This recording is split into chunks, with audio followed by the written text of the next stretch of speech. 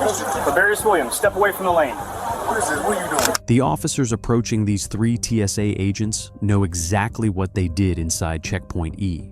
And in a few seconds, 2 of them are going to put it in writing. The cash you've been pulling from passenger bags in the screening bins, we have everything. You have the wrong person. I don't know June 29th, you're handing that carry-on and straight to your pocket. I'm telling you have the wrong person. I would never. But the cameras above his head had been recording every move. 6 lanes, 11 angles, hundreds of hours of digital footage stored on a federal server, every frame time-stamped, every bin tracked from belt to passenger. Within 96 hours, 3 Transportation Security Administration officers at Miami International Airport would be in handcuffs, charged with running an organized scheme to defraud the very travelers they had been sworn to protect. Roughly $1,000 a day, lifted out of wallets and carry-ons at Checkpoint E. Before we go any further, when you put your wallet in that little plastic bin at airport security, do you actually watch it the whole way through the X-ray? Or do you trust the uniform? Tell me in the comments. And if you're new here, hit that subscribe button. This channel exposes the people who use their badges as a license to steal every single week. Labarrius Williams was born in 1990 in Miami, Florida. Liberty City, the same neighborhood his mother had been born in. 3 blocks from the corner of Northwest 62nd Street and 17th Avenue. His mother worked as a certified nursing assistant at Jackson Memorial Hospital, picking up double shifts on the medical surgical floor whenever the bills got tight. His father drove a delivery truck for a regional bakery distributor, leaving the house at 4 in the morning and coming home smelling like diesel and yeast. Labarrius was the second of 4. He grew up sharing a back bedroom with a younger brother, sleeping on the lower bunk of a mattress that sagged in the middle.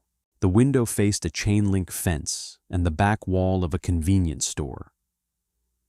From the time he was 8 years old, he could hear the rattle of the metal security shutter coming down at midnight when the cashier locked up. He went to Northwestern High School. He was not an athlete. He was not on the honor roll. Teachers described him as quiet, polite, and easy to overlook. One progress report from his sophomore year noted that he was consistently present, generally cooperative, but disengaged from classroom participation. His guidance counselor's file noted he had expressed interest in law enforcement, or maybe the military. Nothing came of it during high school. He graduated in 2008. He spent the next 2 years working at a Publix on Biscayne Boulevard, bagging groceries and pushing carts from the parking lot back to the corral. The job paid $8.50 an hour. He moved into a 1-bedroom apartment in Brownsville with a roommate, splitting $900 in rent. He drove a 2002 Honda Civic with 1 mismatched door panel and a check engine light that had been on for so long he stopped noticing it. In 2011, his cousin, who worked as a baggage handler at Miami International, told him about TSA. The pay was a federal pay scale, the benefits were full health coverage, and the schedule was steady. Labarrius applied online in the spring. He took the computer-based assessment at a testing center off Northwest 36th Street. He passed the background check. His fingerprints came back clean. He had 1 prior traffic stop in 2009 for an expired tag. That was it.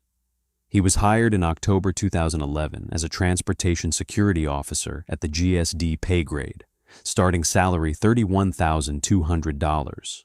He completed his training at the Federal Law Enforcement Training Center in Glencoe, Georgia.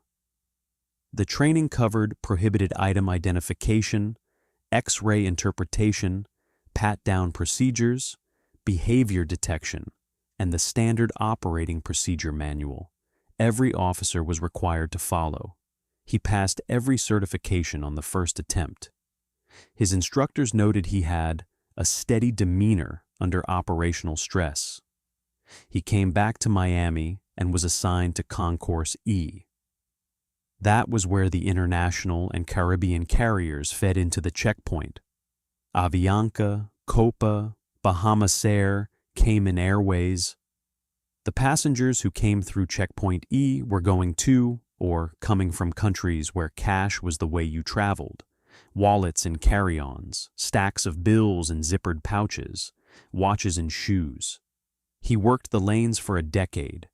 His evaluations described him as reliable, professional with passengers, and detail-oriented at the X-ray monitor. By 2018, he was a senior officer at the checkpoint. He trained newer hires. He knew every screening lane. He knew which X-ray operator was paying attention and which one was scrolling through their phone in the gap between bags. He knew which supervisors would write up an officer for a procedural deviation and which ones would let it slide if the line was backed up. He met a woman who worked in airport retail. He moved out of Brownsville and into a 2-bedroom apartment in Cutler Bay with her. They had a daughter together in 2020. He was 30 years old, gainfully employed, federally insured, and 3 blocks from a Publix that paid better than the one he had bagged groceries at 12 years earlier. That is the man who would, by the summer of 2023, be filmed reaching into a stranger's carry-on and pocketing a wallet. Miami International Airport moves roughly 52 million passengers a year. On a busy summer Thursday, more than 160,000 travelers pass through its terminals.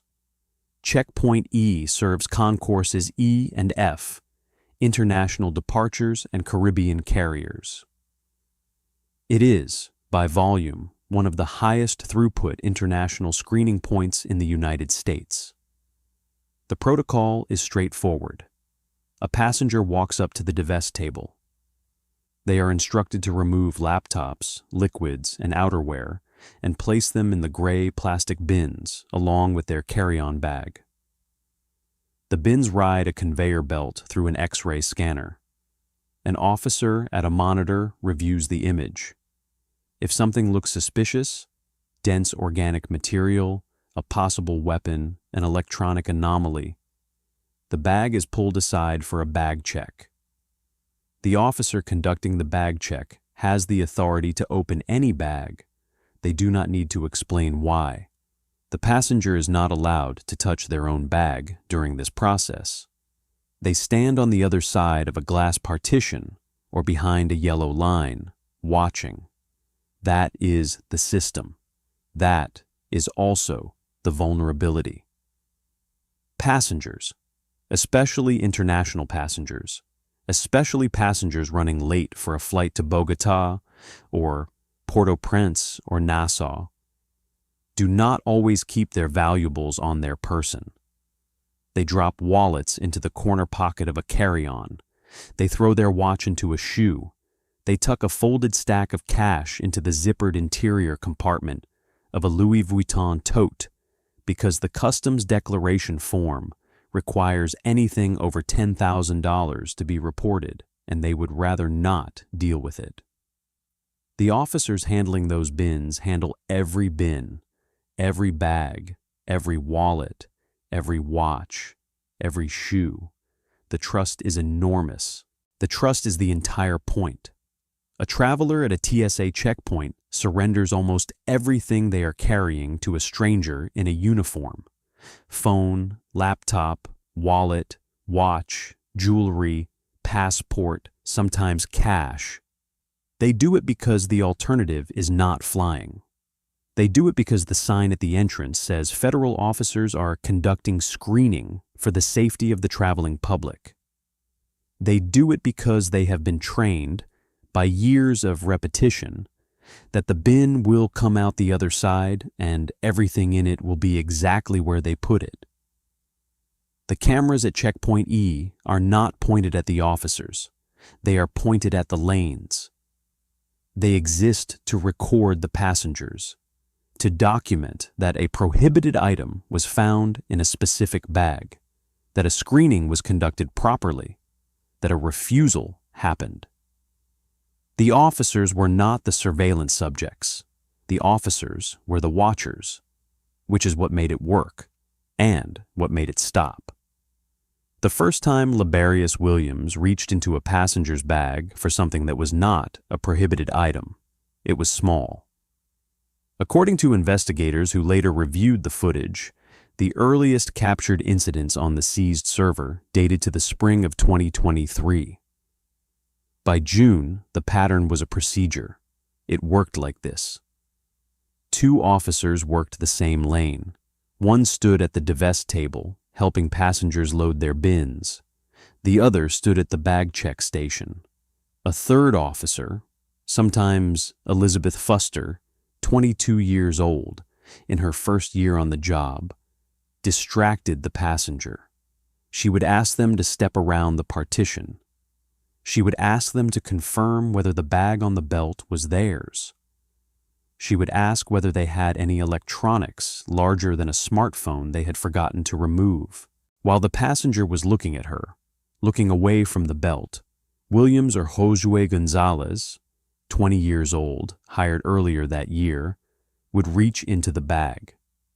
The surveillance footage, which the Miami-Dade State Attorney's Office would later release to the public in September 2023, captured the choreography in clinical detail. In one sequence from June 29, 2023, Williams was filmed reaching into the corner of a carry-on with his right hand. He held the position for less than 2 seconds.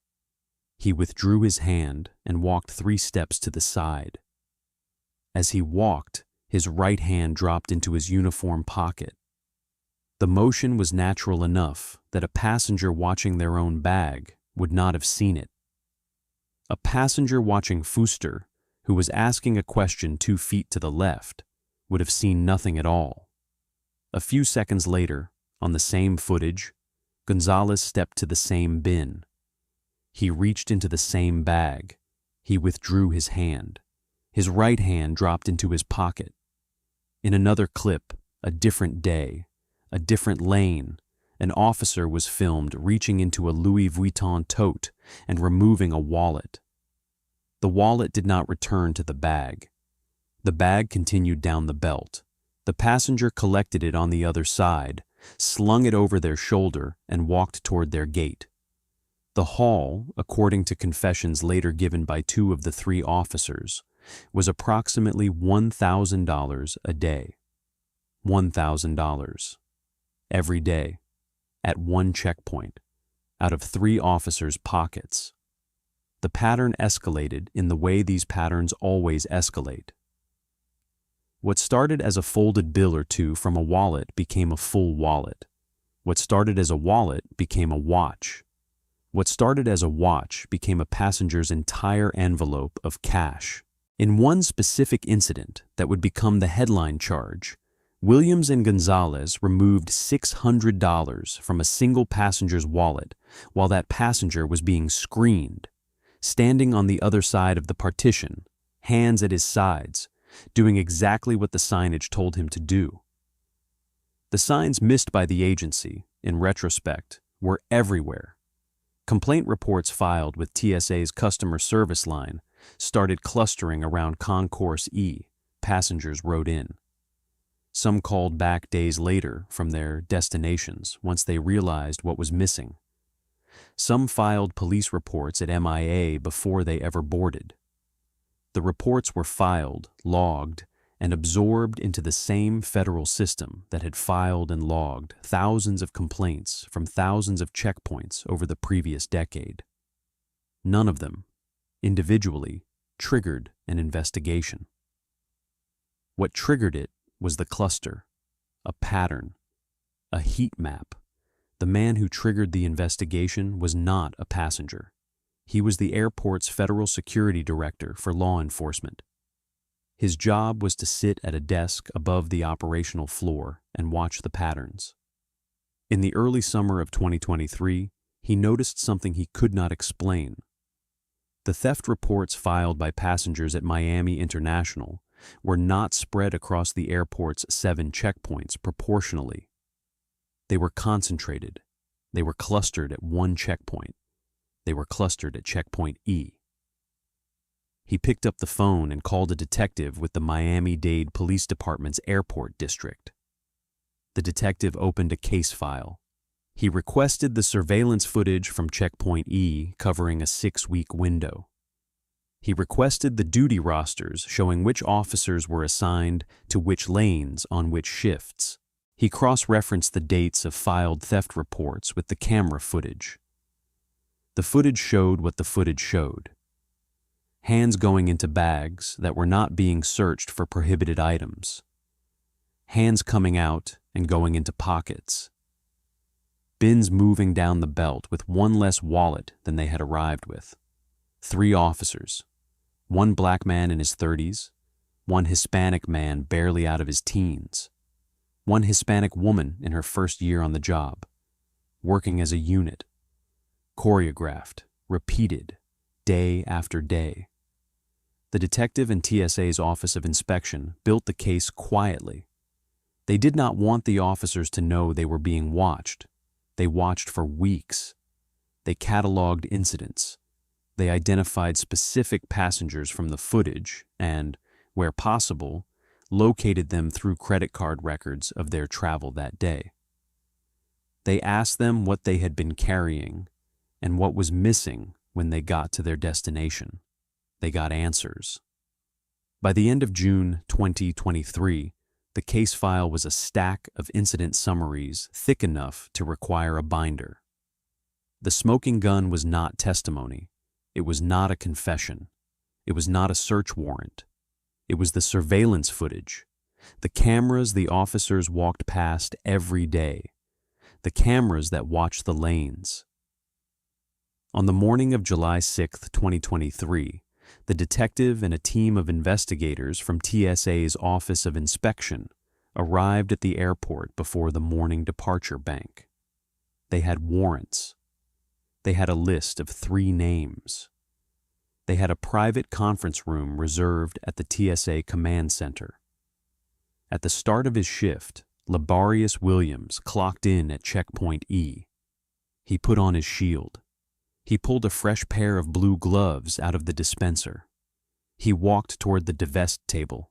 A supervisor told him he was needed at the command center for a routine personnel matter. He followed. Quick break. Stories like this don't get the coverage they deserve in mainstream media. If you want to keep seeing accountability journalism on uniformed crime, subscribe and hit the bell. Drop a comment below if you've ever filed a complaint at an airport and never heard back. I read everyone. The interview rooms at the TSA Command Center are small. A table, 3 chairs, a camera mounted in the upper corner, a copy of the Miranda warning printed on a laminated card that the interviewer slides across the table at the start of every conversation. Josue Gonzalez was the first to break. He was 20 years old. He had been working at TSA for less than a year. The detective sat across from him and laid 4 still images from the surveillance footage on the table. Gonzalez looked at them for a long moment. He did not ask a question. He signed the rights waiver form. What he wrote, in his own handwriting on a yellow legal pad, ran to several pages. He admitted he had been taking cash from passenger bags. He admitted he had worked with Williams and Fuster.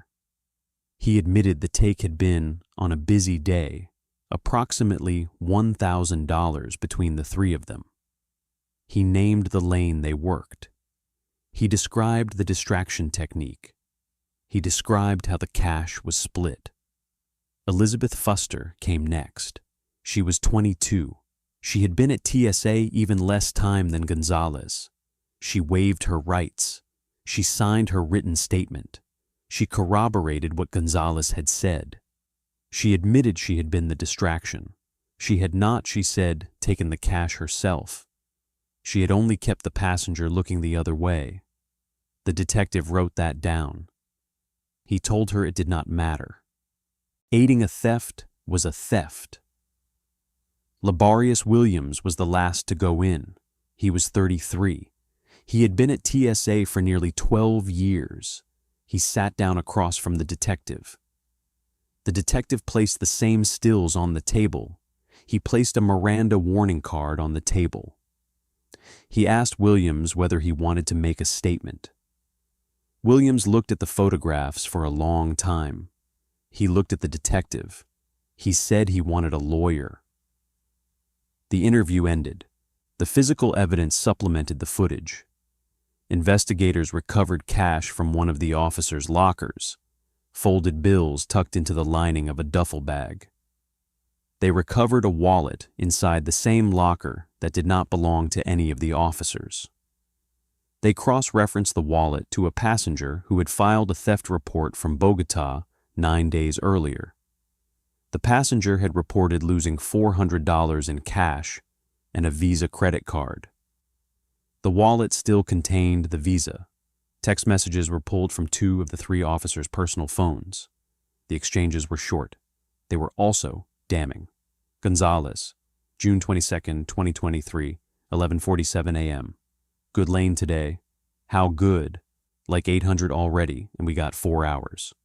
Don't say nothing else over text. Gonzalez, June 27, 2023, 9 to 12 p.m. That bag earlier was crazy. I told you stop texting me about work. The detective printed those messages and placed them in the case file.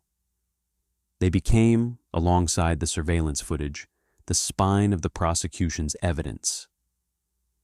All 3 officers were transported from the TSA Command Center to the Turner Guilford Night Detention Center on Northwest 41st Street. They were booked. They were charged with organized scheme to defraud, a felony under Florida statute. Their TSA credentials were confiscated. Their shield badges were taken off their chests by the same supervisors who had pinned them on years earlier. The footage from inside the TSA Command Center interview room is not public. The footage from inside the passenger checkpoint is. What is on the record from the morning Williams was confronted is what the detective wrote in his report. The detective slid a still image across the table. The still showed a hand reaching into a Louis Vuitton bag. The hand was wearing a blue nitrile glove. The wrist of the hand had a watch on it. The watch was the same watch Williams was wearing when he sat down at the interview table. Is that you? I'd like to speak to a lawyer. That's your right, I'm just asking. Is that you in this image? I'm not answering any questions. We have footage from every shift you worked for the last 6 weeks. We have your co-workers' statements. They've already confessed. I'm giving you a chance to tell your side. Lawyer. Williams was processed. His prints were taken. His mugshot was taken. His personal effects, the watch from the photograph, his wallet, his keys, his cell phone, were sealed in an evidence bag. He was held overnight at Turner Guilford Night. Gonzalez was held overnight. Fuster was held overnight. The next morning, all 3 were arraigned. Bonds were set. By the end of the week, all 3 were out on bail. They were also, all 3, suspended without pay from the Transportation Security Administration, pending the outcome of their criminal cases. The Standard Operating Procedure Manual that Williams had been certified on in 2011, the one that detailed the procedures for handling passenger property, was no longer his to follow. The disposition of the case did not go the way most people would expect. It did not go the way the victims expected. It did not go the way the surveillance footage suggested it should. In August 2023, the Miami-Dade State Attorney's Office reviewed the evidence against Elizabeth Fuster. The prosecutor's office determined that her role, distraction, no direct hand in the bags on the footage they could conclusively attribute to her, did not meet the threshold for the organized scheme to defraud charge they had filed. The office dropped all charges against her. She walked. She did not spend another night in custody. She did not enter a plea. She did not pay restitution. Her record, on the state level was clean.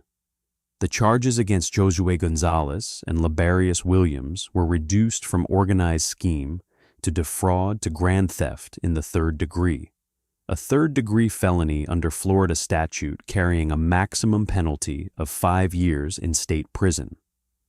Both men pleaded not guilty at their initial arraignments. Both men hired private counsel. Gonzalez's attorney negotiated with the state. The state offered him a deferred prosecution program, a state-administered diversion that, if completed successfully, would result in the charges being dismissed and the case sealed. The conditions were specific: $700 in restitution to 2 named victims identified from the surveillance footage and the wallet recovered from his locker, 25 hours of community service, permanent surrender of his airport security credentials, no contact with his former co-workers, no new arrests during the program period. Gonzalez accepted. He paid the restitution.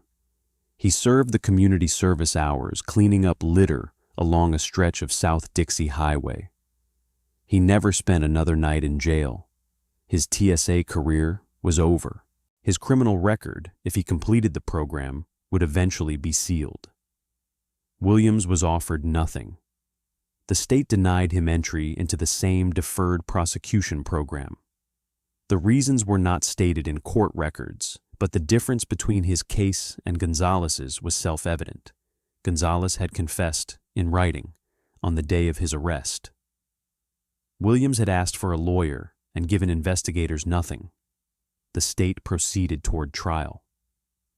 In September 2023, the Miami-Dade State Attorney's Office made a decision that turned the case into a national story. They released the surveillance footage to the press. Local stations aired it on the evening news. Within days, NBC6 South Florida, Fox 13 Tampa Bay, and outlets across the country were running the clips. The hand into the corner of the carry-on, the walk-away, the hand into the pocket, the second officer following the same bag down the belt, working the zipper. The footage that had recorded everything finally got to speak. A judge at a later hearing addressed the broader breach of trust on the record. These officers stood at a position of public trust that few professions can claim, the judge said. Every passenger who passed through that checkpoint surrendered their valuables to them, with the expectation that the people in those uniforms were the last line of defense, not the first line of theft. The footage in this case is not ambiguous. It is not a misunderstanding. It is a deliberate, repeated, coordinated abuse of one of the most trusted positions in the federal workforce. The damage done here is not measured only in dollars.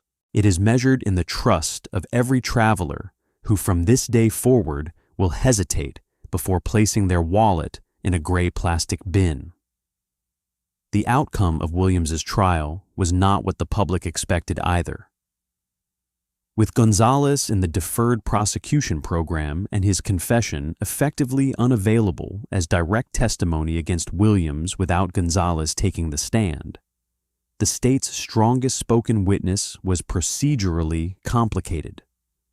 The surveillance footage remained the spine of the case.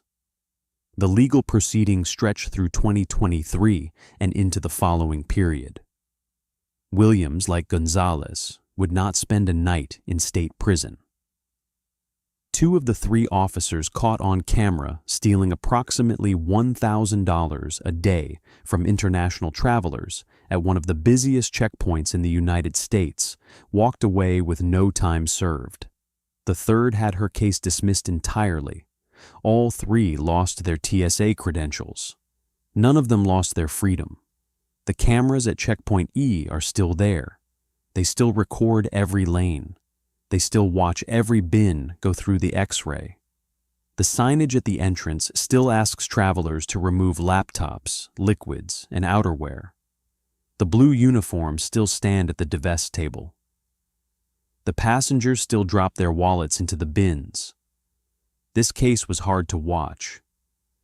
But the case on the right-hand side of your screen right now, what those officers did is on another level entirely. Click it before you scroll away.